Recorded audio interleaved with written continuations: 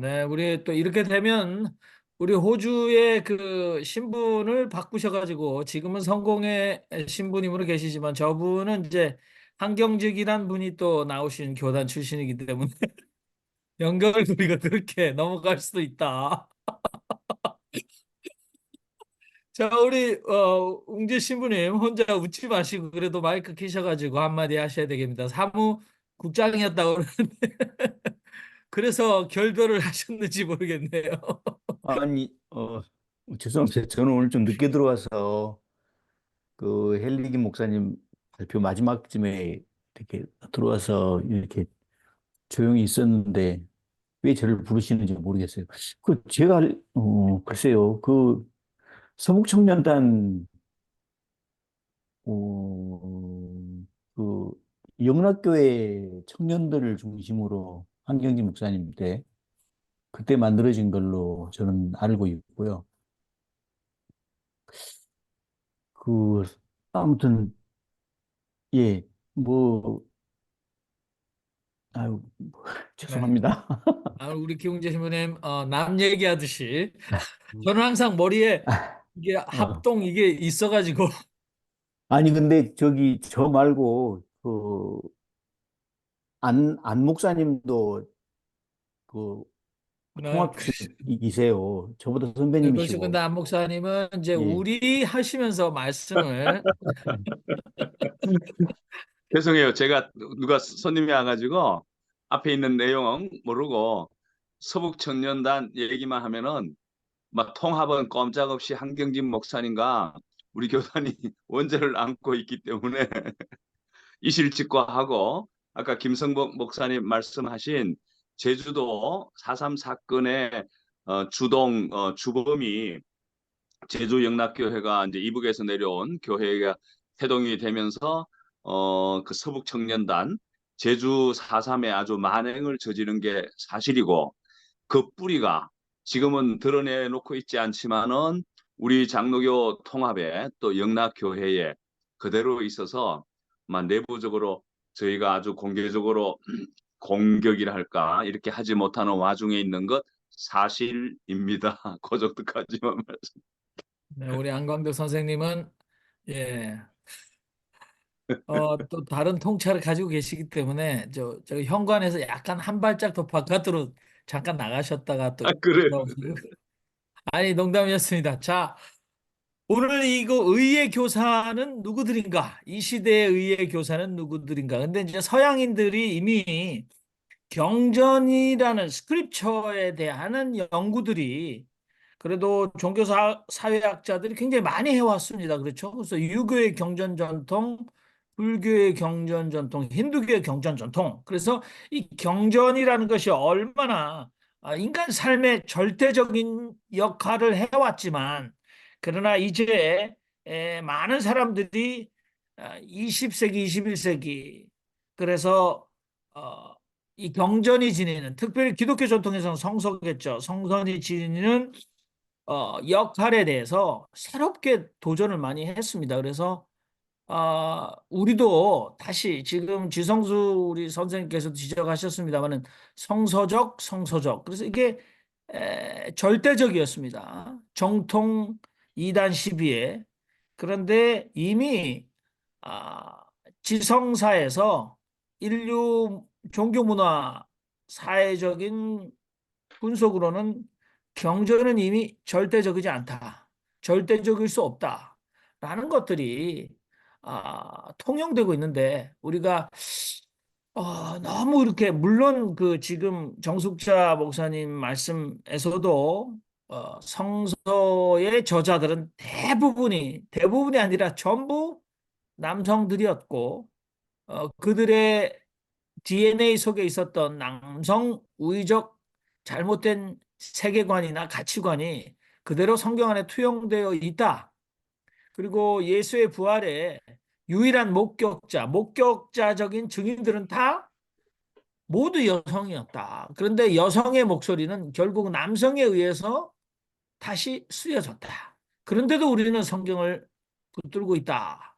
라고 말하면서 오늘 그 속에서 실제 하나님의 내게 주시는 의미를 발견하기 위해서 나는 성전을 붙들고 있다. 그래서 우리가 2단 12에서 절대적 경전인 성서와 성서의 권위를 가지고 계신 태도와는 굉장히 다른 태도를 견지하시면서 신앙을 가지고 계시다. 이게 이제 우리에게 큰 도전이 되는 거지 않습니까? 그럼 오늘날 김성복 선생님이 말씀하셨던 민중의 눈으로 본다면 이런 성서를 또는 경전을 절대시하는 종교 귀족 계급이나 종교적 권위 여기에 대해서 우리는 어떻게 저항해야 할 것인가라는 그런 굉장히 큰 숙제가 아, 우리에게 생기고 있는 것 같습니다. 아무튼 뭐 저 혼자 붕해하는 것 같아서 죄송합니다만은 우리 선석 선생님 지금 호를 저렇게 지셨어요. 선석은 다석은 우리가 많이 들어봤습니다만 이젠 여러분 선석 선생님도 우리가 많이 귀담아 들어야 됩니다. 우리 선석 선생님께서는 어, 한글로 신학하신 스승을 모시고 계신데 유불선 다 통달하신 스승의 제자신데 경전은 어떤 의미를 가지고 계신지 우리에게 한 말씀 해주시기 바랍니다. 예, 오늘 헨리 김 목사님, 선생님, 그 사회사본 잘 들었습니다. 제가 97년도 사회 가서 그 흠남 공동체 흔적을 좀 보고 사회사본 그 영어 레이몬드가 번역한 책을 사서 야, 언제 봐야겠다는데 이제 그 못 봤어요. 근데 오늘 이 얘기를 듣고 보니까 한번 다시 읽어보고 공부를 좀 해야 할 것 같네요. 근데 이제 우리가 볼 때 항상 제도교회와 광야의 진리 추구하는 분들이 항상 있었던 것 같아요. 그러니까 기성 종교 제도교회 그 제사장들이 하는 것과 그리고 광야에서 늘 구도하면서 진리를 추구하는 사람들은 항상 있었던 것 같은데 사회사본을 만드신 분들도 진리 추구하는 광야의 사람들 쪽에 있지 않았던가. 예루살렘 제사장족에 속하지 않는 그런 분들이 아니었던가 생각이 되는데요. 다석 선생님도 저기 기성 종교에 대해서 거리를 두고 오직 진리 추구를 위해서 살았던 분이고 성서도 자연 속에서 찾았던 분 중에 한 분이에요. 성서를 우리 가지고 있는 성서에서만 보지 않고 이 우주 자연도 하나님의 말씀이다. 자연이 하나님 말씀이다. 그리고 선교사들이 가르쳐주는 그런 교리가 아니라 우리 사상, 우리 문화로 하나님을 찾고 설명했던 거기 때문에 그 기존 교회하고는 좀 다른 그런 말씀을 하셨던 걸로 생각됩니다. 예, 경건하면서 진리 추구에 온 힘을 다했던 분이 아닌가 그렇게 생각됩니다. 네. 이게 이제 비주류 속에서 제가 볼 때 여기 사목 활동 또는 목회적 활동이 너무 바빠서 이런 모임에 나올 수 없다. 이런 분들은 여기 계시지 않는 것 같아요. 뭐 당회장 목사님, 총회장, 감독님 이런 분들 여기 그 견고한 종교적 체제가 주는 특권을 향유하고 계신 분이 동시에 광야에 출몰을 하실 수는 없다 이런 생각 들면서 모교 신앙 사랑방 우리가 이제 생겨난 지 만 1년을 향해 가고 있는데 여기에 모이신 분들 한 분 한 분 정말 삶의 여정 속에서 저는 참 좋은 살아낸 경험들을 나누어 주고 계시다. 뭐 이런 생각이 좀 들면서 특히 우리 선석 선생님 서양에서 다석 선생님을 연구하면서 박사학위를 받으셨음에도 불구하고 저분이 충분히 성공의 신학교에서 한국의 주도적인 한국적 신학을 가르치실 수 있음에도 불구하고 전부 고창에 저렇게 내려가셔서 아이들을 기르시고 자연 속에서 살아가시는 모습. 예. 어떨 때는 뭐 수염을 기르셨습니다. 어떨 때는 또 수염을 깎으시고. 아무튼 노동하시면서 살아가시는 모습 자체가 아, 글쎄요. 저 사람들 저쪽 건너편에 예루살렘 파들은 뭐 별로 부러워하지 않을 것 같습니다만은 그래도 길을 찾는 많은 사람들에게 엄청난 어, 예 감동을 줄 수 있는 삶의 모습이 아닌가. 뭐 우리 또 정숙자 목사님도 마찬가지시죠. 남성 100% 남성에선 성경을 그래도 견지하고 붙들고 계시면서 그 속에서 신의 뜻을 찾고 계신다. 이거 굉장한 힘이다 그런 생각이 드네요. 자, 여러분, 우리가 이제 시작한 지 1시간 한 15분 정도 되기 때문에 천천히 이제 마무리를 해보도록 하겠습니다. 말씀 안 하신 분들도 계신데 그래도 오늘은 부담이 없습니다. 우리 NYC 남양주시에 살고 계신 김성재 선생님 그래도 오늘은 환한 곳에서 계세요. 왜냐하면 저분이 주로 주변이 깜깜해서 무슨 잠복 나가셔가지고 현장에서 말씀을 많이 하셨다 그런 생각이 드는데 오늘 환한 서재에서 계신데 우리 김성재 선생님 마이크 계시고 말씀해 주셔야 될 것 같습니다. 자, 억지로 청하는데요. 네, 마이크 아직 안 켜지셨는데 예, 성가시게 해드려서 죄송합니다. 우리 또뭐 권혁도 선생님도 그러시고 다들 이제 한번 뜻을 모아 보시죠. 네, 우리 김상재 선생님. 저는 성향이 사실 많이 다르잖아요. 아시는 바와 같이. 그래서 성향이 다르니까 이제 저는 여기가 이제 또 다른 공기, 다른 시각을 갖는 분들과 대화하는 게 이제 도움이 돼서 이제 오는데, 아까 이제 좀 그 경전 이야기, 뭐 유일성 이야기 이런 이야기를 말씀을 하셨는데, 저는 이제 저기 많이 이제 반대적이죠. 우리가 종교 간의 어떤 진리를 추구한다고 할 때도 제가 생각하는 전제는 일단 나에 대한 고유성이 있을 때 그게 대화가 가능하다. 대화라고 하는 것은 나의 담을 내 경계를 희석시키고 여는 게 아니라 나의 경계가 고유한 경계가 분명히 있을 때 그 경계에서 남과 대화 가능하다고 저는 믿거든요. 이제 이를테면 이제 제가 전에 일본을 좋아하는 어떤 밴드가 있었는데 일본 문화를 좋아하는 근데 그 사람들이 보니까 일본을 좋아하다 보니까 친일로 돌아갔다는 멘탈이 그래서 제가 그랬죠. 진짜 일본 문화를 향유하고 좋아하고 즐기려면은 반대로 진짜 한국인이 되어야 된다. 어, 진정한 한국인이 될 때 우리와 다른 일본 문화에 대해서 흥미를 가질 수 있는 것이지 내가 한국인을 포기하고 고유성을 포기할 때는 한국인도 안 되고 일본인도 안 된다.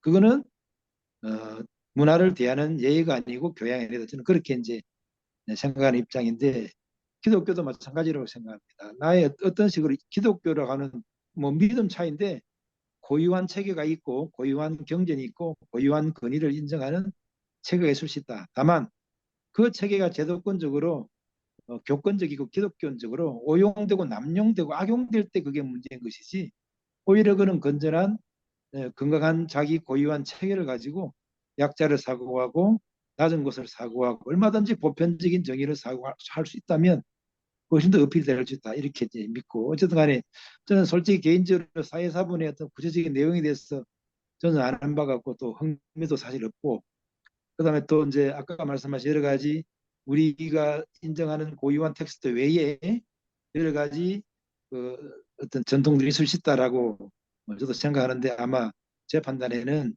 그때는 이제 이를테면 바울처럼 어떤 체계화되기 이전이거나 체계화에서도 벗어난 그야말로 광야에서 진리를 추구하는 어떤 그런 야성 높은 사람들이 남긴 문서일 수도 있고 그렇게 생각하는데 순간에 바울 이후로 아우구스티누스 이후로 체계화된 것은 저는 그 필연이라고 보고 그건 저는 부정적으로 보지 않습니다. 다만 아까 말씀드린 것처럼 그러한 고유성에서야 비로소 타인을 사고할 수 있고 이웃을 사고할 수 타자를 다른 문명 다른 종교를 사고할 수 있다라고 하는 그 강한 정체성이 있는데 그런 측면을 무시하고 오히려 그냥 배타적이고 독선적이고 오히려 그냥 특권적이고 격권적이고 그렇게 함몰되고 경도되는 사고가 위험한 것이지, 원래 저는 자유해방과 평등과 보편도 얼마든지 고유한 체계에서 가능하다고 믿기 때문에 이 정도로 말씀드리겠습니다. 아, 어쨌든 이렇게 네. 했습니다. 네. 아니, 김상재 선생님 감사합니다. 저도 뭐 사실 뉴욕, 뉴저지 지역에서 이렇게 제가 마시는 차 공부를 한 15년 하니까 이렇게 스님 흉내 내는 목사다, 뭐 이렇게 생각을 하는데, 사실은 제가 뭐 스님 흉내를 왜 내겠습니까? 아, 지금 김상재 우리 선생님 그 급진 전통주의, 그래서 급진성 요거로 굉장히 그 대동단결을 할 수 있다. 그다음에 특별히 저런 의견들이 좀 이 토론에 더 환영되고 필요하다, 저는 그런 생각을 해요. 어, 특별히 뭐 이미 어, 현대 후기주의 포스트 모던 사고에서 그 Let us celebrate our differences. 그러니까 우리의 뭐 틀린 게 아니라 다른다. 근데 다름이 존중되는 것. 특별히 신앙 전통에서 자신이 충분히 원하는 신앙 전통에 선택할 수 있다. 또 지금 말씀하셨던 기독교라는 그 공통 분모, 다양하지만 그러나 기독교 전통이라는 건 여기 충분히 공유될 수 있는 곳이기 때문에 어, 이렇게 지금 나는 스스로 좀 다른 게 여러분 아시지 않습니까? 라고 말씀하셔도 오히려 다름보다는 훨씬 더 공통성에 저희가 더 많이 서로 공유하고 인정할 수밖에 없다, 그런 생각을 합니다. 우리 다른 분들 말씀이 없으시면 우리 헨리 킴 목사님께 다시 마지막으로, 오늘 이렇게 사회사본의 사람들 예수의 가르침은 유일한 것인가, 이것도 우리 헨리 킴 목사님의 삶의 경험 속에서 이 시대의 의의 교사는 누가 될 것인가, 특별히 본인의 젊은 시절 의의 교사가 한국에서도 가능한가라는 깊은 고민을 하시면서 그것을 반추하고 사회사본의 내용들을 계속 붙들고 계신 것 같은데요. 아무튼 그 경험은 우리 가운데 이렇게 나누어졌을 때 우리는 특별히 존중해 드릴 수밖에 없습니다. 우리 헨리 김 목사님, 오늘 토론 지켜보시면서 어떤 생각 들으셨는지 마지막으로 정리 말씀해 주십시오. 네, 부족한 제가 오늘 이 자리를 같이 얘기하게 돼서 너무 감사드립니다. 아주 귀한 말씀들 제가 잘 듣고요. 사실 제가 오늘 얘기하려고 했던 것은 사회 문서에 있는 그 내용들이 그렇게 광야에 있는 사람들에게만 해당되는 것은 아니었다. 왜냐하면은 아까 맨 처음에 보여드렸던 그 지리적인 위치에서도 보여줄 수 있듯이 오히려 갈릴리가 굉장히 먼 지역이었고요. 예루살렘 중심적인 그런 사제 문화, 이제 그런 성전 문화 속에서 광야에 이렇게 내몰려 갔던 사람들이 움막 짓고 살았던 것이 아니라 나중에 발굴된 그 유적지들을 보면 그곳에 엄청난 그 스크롤러리, 예를 들면은 그 문서를 기록하는 그러한 잉크도 발견이 됐고, 또 거기에서 같이 공동적으로 생활할 수 있는 그런 많은 그 유적지들이 많이 발견된 것들이 이제 기록으로 이렇게 우리한테 전해져 왔는데, 그런 거를 보면은 예루살렘 세력들하고 이 쿰란에 있는 세력들이 어떤 모종의 커넥션이 있지 않았는가 하는 것을 이제 알 수가 있습니다. 그래서 우리가 그냥 낭만적으로 생각하는 그런 광야 생활은 아니었던 걸로 이 유적 고고학적인 발굴에서는 보여집니다. 집단적인 생활을 했지만 그 속에서 에, 또 다른 이제 해석자들은 또 이렇게 얘기를 해요. 이제 로버트 아이젠만 같은 교수인데요. 그분은 여기에 사악한 자는 누구냐? 바울이다라고 얘기를 합니다. 그리고 거짓말쟁이 누구냐? 그것도 사울이라고 얘기를 합니다. 그리고 의의 교사는 누구냐? 예수라고 얘기를 합니다. 그리고 의로운 자가 또 누구냐? 예수의 동생이었던 그 야고보라고 또 얘기를 합니다. 그래서 마사다에서 68년도에 항쟁에서 무너졌던 그 초기 공동체의 모습들이 그 에비온파 내지는 또 유다 그러니까 이러한 모든 것들이 사회 문서를 둘러싼 여러 가지 의혹과 여러 가지 또 가설과 여러 가지 현상들을 갖다 알려지고 있는데, 저는 오늘 여기까지 얘기하려고 한 것은 아니고 과연 누구였는가, 그리고 오늘 이 시대에 사회 문서와 같은 그 공동체와 같은 사람들이 살고 있다면은 우리는 또 어떤 측면에서 또 바라봐야 될 것인가, 이제 이런 것들을 오늘 얘기하려고 했고요.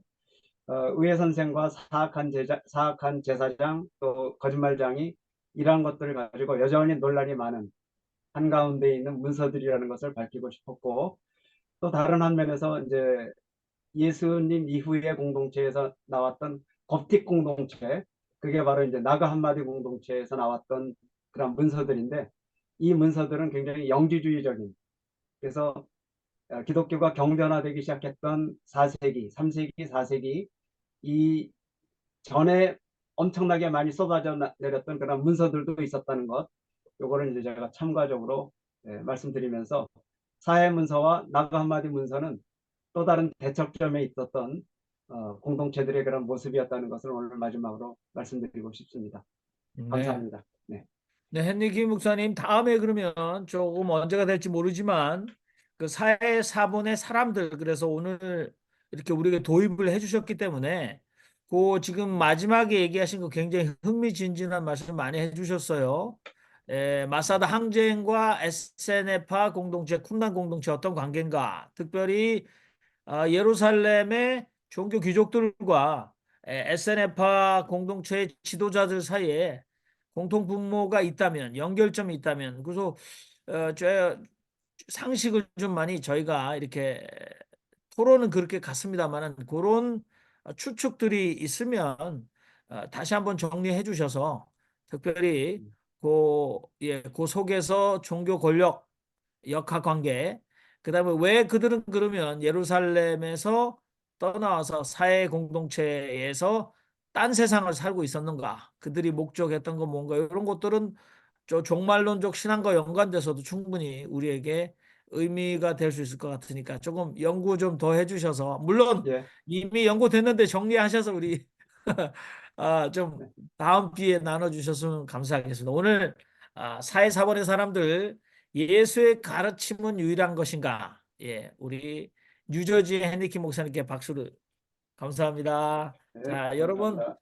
오늘 구독과 좋아요 잊지 않으셨죠?